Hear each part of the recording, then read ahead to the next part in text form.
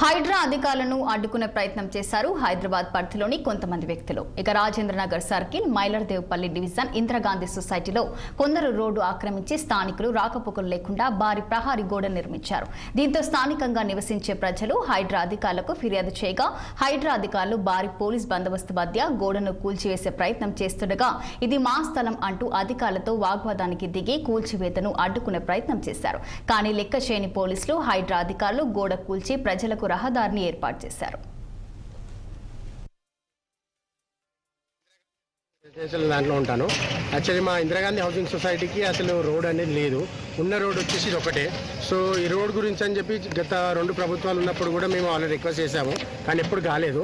So ఈసారి రేవంత్ రెడ్డి మన CM గారు వచ్చినాక హైడ్రా ఏదైతే పెట్టారో హైడ్రా నుంచి మేము రంగనాథ్ సార్కి అప్రోచ్ అయిన తర్వాత రంగనాథ్ సార్ వచ్చేసి మొత్తం డాక్యుమెంట్స్ మొత్తం వెరిఫై చేసిన తర్వాత మొత్తం ఈ రోడ్ మీకు కంపల్సరీ చేపిస్తామని చెప్పేసి ఈ మే మంత్లో ఈ మే మంత్లో మీకు కంప్లీట్ చేస్తామని చెప్పారు.